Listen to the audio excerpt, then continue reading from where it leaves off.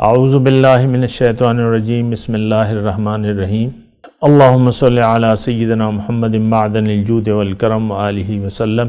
سامعین و ناظرین اکرام، السلام علیکم ورحمۃ اللہ وبرکاتہ۔ آج کا موضوع کیوں کر ہم ایک کامیاب زندگی گزار سکتے ہیں۔ کامیاب زندگی گزارنے کے لیے ضروری یہ ہے کہ آپ زندگی کے مقصد کا تعین کر لیں کہ آپ نے زندگی کو سمجھا کیا ہے۔ ہم نے دنیا کو سمجھا ہے لیکن غلط سمجھا ہے۔ ہم سمجھتے ہیں کہ دنیا میں آرام اور آسائش سے زندگی گزارنا ہی اصل زندگی ہے۔ میں کامیاب ہو جاؤں، میرے بچے کامیاب ہو جائیں، ایک عالیشان گھر ہو اور عالیشان کاروبار ہو اور بس پیسوں کی ریل پیل لگی ہو تو پھر ہمیں کوئی پریشانی نہیں ہوتی۔ جب جیب خالی ہو جائے اور جیب میں پیسے نہ ہوں تو بہت سی پریشانیاں لاحق ہو سکتی ہیں۔ اللہ پہ اعتماد ہی نہیں ہے، کوئی بھروسہ ہی نہیں ہے، اور مشکلات والی زندگی گزارنا ہم گزارنا نہیں چاہتے۔ اللہ تعالیٰ تمہیں آپ دیکھیں، بعض بزرگ دعا کرتے ہیں کہ آپ کو اللہ تعالیٰ آسانیاں عطا فرمائے اور آسانیاں دینے کا شرف عطا فرمائے۔ یہ سنیے آپ نے۔ اب کیا آسانیاں، لوگ کیا سمجھتے ہیں؟ لوگ تو دنیا ہی کی آسانیاں سمجھتے ہیں۔ آسانی کیا ہے کہ رزق، ہم آسانی کس کو سمجھتے ہیں کہ رزق وافر مقدار میں ہے، کوئی پریشانی نہ ہو، نہ کوئی بیماری ہو، نہ یہ ہو نہ وہ ہو، یہ آسانیاں ہیں۔ اور پھر بانٹنے کا کہ بھئی تم صدقہ کرو، خیرات کرو، کسی کی امداد کر دو، یہ آپ نے، یعنی یہ ایک سمجھ ہے۔ ایسی بات نہیں ہے۔ دنیا جو ہے یہ کام کی جگہ ہے، یہ کھیتی ہے آخرت کی۔ اور جب آپ نے ایک فصل بونی ہے اور اچھی فصل لینی ہے تو آپ کو اس کھیت میں اچھی طرح تیاری کرنی ہوگی۔ آپ نے کبھی دیکھا ہے ایسے کسان کو کہ جون جولائی میں وہ کھیتوں میں کام کر رہا ہے؟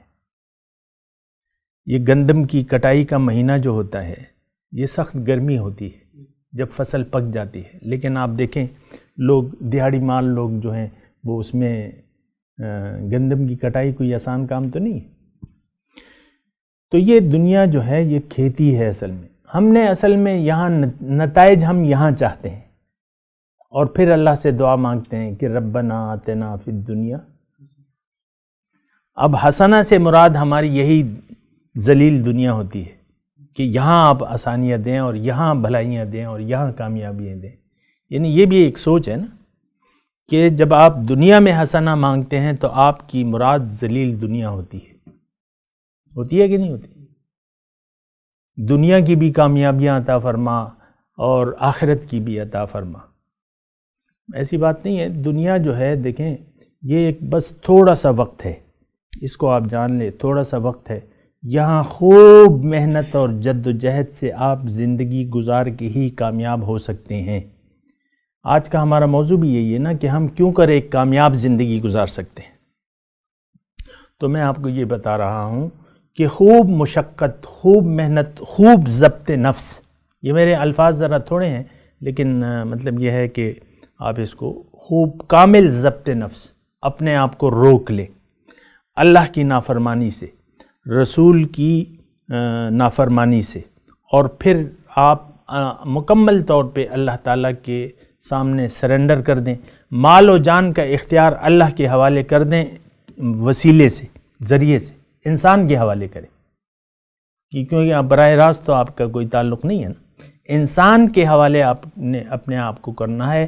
اور اس کے بعد جو ہے پھر آپ نے یعنی ہم کہہ سکتے ہیں کہ آپ کی اب جو زندگی گزر رہی ہے وہ بالکل کامیاب ہے، اور آپ جو ہے انشاءاللہ بالکل یعنی جنت آپ کی گرانٹیڈ ہے۔ اللہ تعالیٰ یہاں آپ کو، ایک حدیث کا میرے خیال سے مفہوم ہے کہ مومن کو اللہ تعالیٰ یہ مرنے سے پہلے جنت میں اس کا مقام دکھا دیتا ہے۔ ایک حدیث کا مفہوم یہ ہے کہ مومن کو مرنے سے پہلے اللہ تعالیٰ جنت میں اس کا مقام، حضور صلی اللہ علیہ وسلم معراج پہ تشریف لے گئے تو حضرت عمر کا گھر دیکھ نہیں لیا انہوں نے، اور پھر ذرا رک گئے، چاہا کہ میں جاؤں دیکھوں تو پھر رک گئے۔ حضرت عمر موجود تھے تو وہ کہتے ہیں حضور چلے جاتے نا آپس میں دیکھ لیتے. تو بہرحال تو آج کا جو ہمارا موضوع ہے وہ یہی ہے کہ ہم ایک کامیاب زندگی کیوں کر گزار سکتے ہیں. آپ اپنے آپ کو مال و جان کے اختیار کو ٹوٹلی آپ کے پاس جو ہے اس کے اختیار سے آپ سرنڈر کر دیں اور واپس کر دیں اللہ تعالیٰ کو, تو آپ کامیاب ہو جائیں گے. اگر آپ نے یہ اختیارات اپنے پاس رکھے یا رکھنا چاہے تو آپ فیل ہو جائیں گے امتحان میں, کیونکہ ایسی مشکلات اور آزمائشیں آئیں گی کہ یہ عقیدہ اگر آپ کا نہ ہو تو اس آزمائش میں آپ فیل ہو جائیں گے. اس سے دیکھیں, آپ کا اگر مقصود اللہ نہیں ہے اور آپ کے ذہن میں یہ نہیں ہے کہ اللہ کی ملاقات, زندگی اگر میں اچھے طریقے سے گزاروں گا تو اللہ تعالیٰ مجھ سے راضی ہو جائے گا, خوش ہو جائے گا, راضی ہو جائے گا. اللہ کی رضا اگر آپ کا نصب العین نہیں ہے تو پھر غیر اللہ سے آپ پھر متاثر ہوں گے. اصل میں تو یہ ہوتا ہے نا کہ ہمیں معلوم ہی نہیں ہے کہ بھئی ہمیں کیا ملنے والا ہے. اللہ تعالیٰ نے فرمایا قرآن میں فَلَا تَعْلَمُ نَفْسٌ مَّا أُخْفِيَ لَهُم مِّن قُرَّةِ أَعْيُنٍ, کوئی جانتا ہی نہیں ہے کہ میں نے اس کی آنکھوں کی ٹھنڈک کے لیے کیا کیا تیار کر رکھا ہے. آپ کو جنت میں اتنا گھر ملے گا جتنی اس دنیا کے برابر آپ کا اکیلے کا گھر ہوگا. یقین آتا ہے آپ کا؟ کہیں ہاں. اور آپ کو ایک جوان جسم ملے گا, ٹھیک ہے, پھر آپ کے ایک تخت شاہانہ پہ بیٹھے ہوں گے, تکیہ لگائے ہوئے ہوں گے آپ نے, اور خادمین جو ہیں وہ پھر رہے ہوں گے. جو چاہیں گے وہاں وہ ہوگا, جو منگوائیں گے وہ ہوگا. یہاں آپ کہیں کہ بھئی یہاں رن وے بن جائے, جہاز ہو میرا, میں جانا چاہتا ہوں, بن جائے گا یہاں. وہاں یہ تو اللہ تعالیٰ فرما رہے ہیں لَكُمْ فِيهَا مَا تَشْتَهِي أَنفُسُكُمْ وَلَكُمْ فِيهَا مَا تَدَّعُونَ, جو چاہو گے, جو منگواؤ گے وہ ہوگا.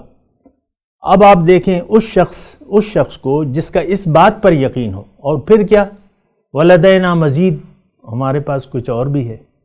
کیا ہے؟ اللہ کی ملاقات, اللہ کا دیدار, اللہ کا قرب.